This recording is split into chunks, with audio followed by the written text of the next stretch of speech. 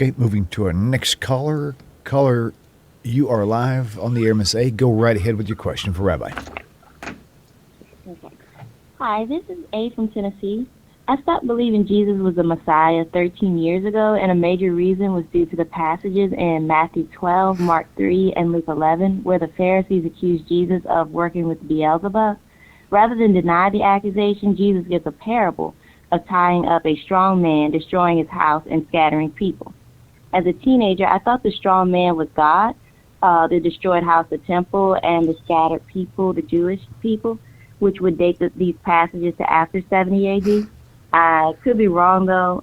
Who do you think the strong man, the destroyed house, and the scattered people was referring to? It's very interesting that you find, as you pointed out, you find this in the Synoptic Gospels. In the case of Luke 11, you find it very early on in the book of Mark, that Jesus, we are told, is doing miracles. One of the things I share with you is essentially when you read the Gospels, like Mark chronologically is the earliest. So, Mark opens with a incipit and then baptism and bang, miracles, right? Just throughout. The only difference between Mark and the other two synoptic gospels is that no one's quite sure who Jesus is for 8 chapters.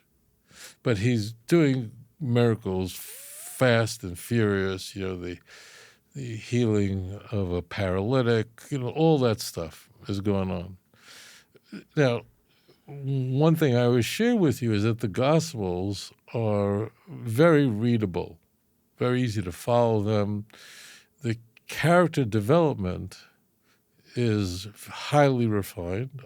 I am sure that there were other Gospels that predated Mark which don't survive. In fact, we know there are sources that are older than the Gospels from which they took. So by the time they get to the Gospels, these are highly refined stories, and our oldest manuscripts, our oldest New Testament, really is 4th century, where we have complete New Testaments.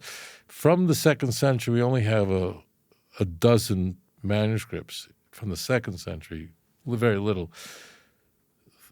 4th centuries, then we have Codex Vaticanus and so on. Then we have, Sinaiticus. Then we have.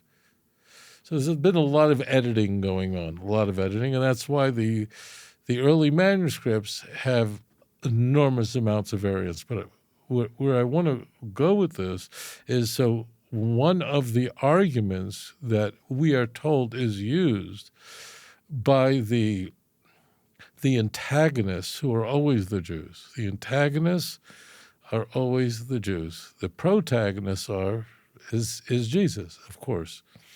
So the Jews are just, at every stage, they're just making Jesus' life miserable. I understand why people read the Gospels and hate Jews. I get it completely. They're not crazy.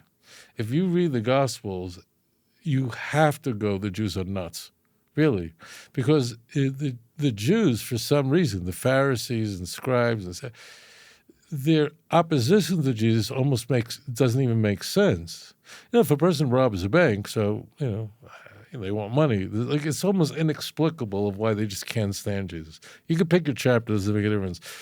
And that's why it's not Christians are genetically anti-Semitic. It's just the text presents the Jews in a way that's so vile.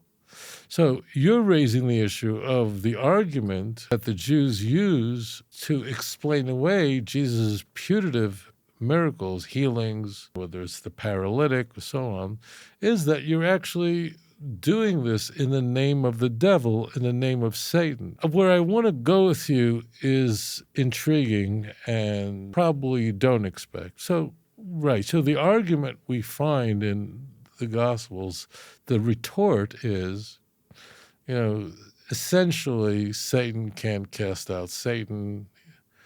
That's basically the argument.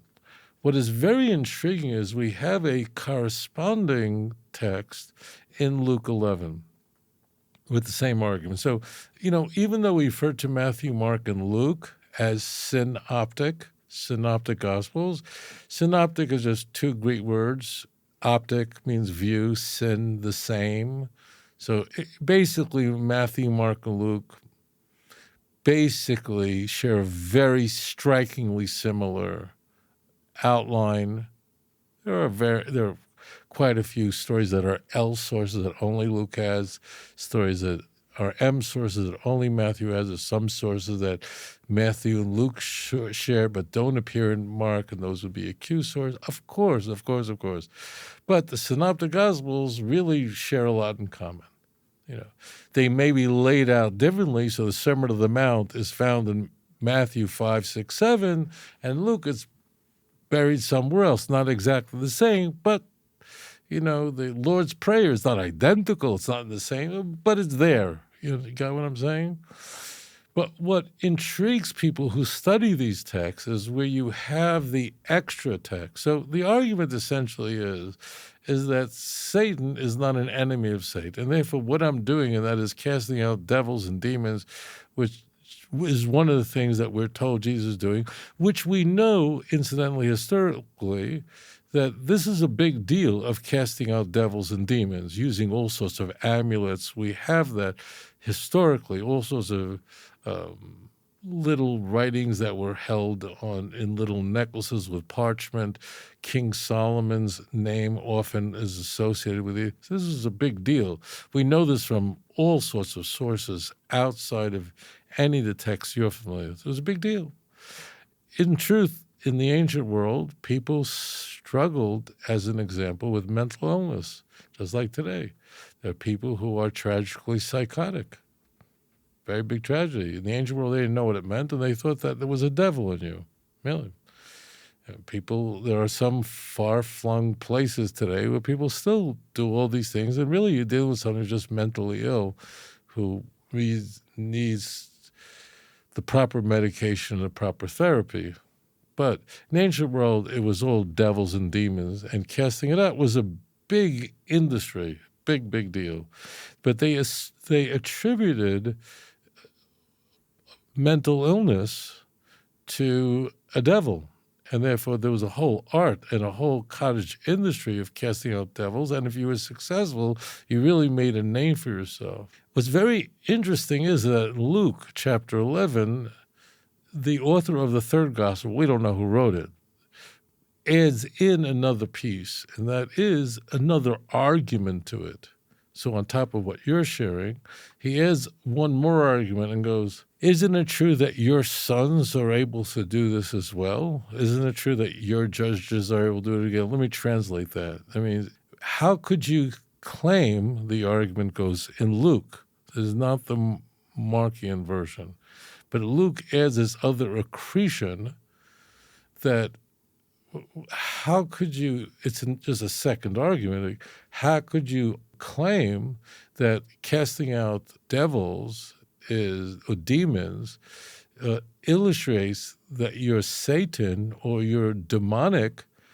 There are Jews who do this. Your own teachers do it. Your own judges do it. Your own sons do it. There are different translations that use different terms. So that's what's very intriguing. So that's what's going on. But you have this, Luke is almost certainly the last of the Synoptic Gospels. There are some people who argue that, but it's really Luke is the latest of the two. And therefore you have improvements in Luke over Matthew. So that's a really great question. Thank you so much for your thoughtful conundrum about the Synoptic Gospels. If you enjoyed this program, please like and subscribe. אדון עולם אשר מלך בטרם כל יציר נברא לעת נעשה בחפצו כל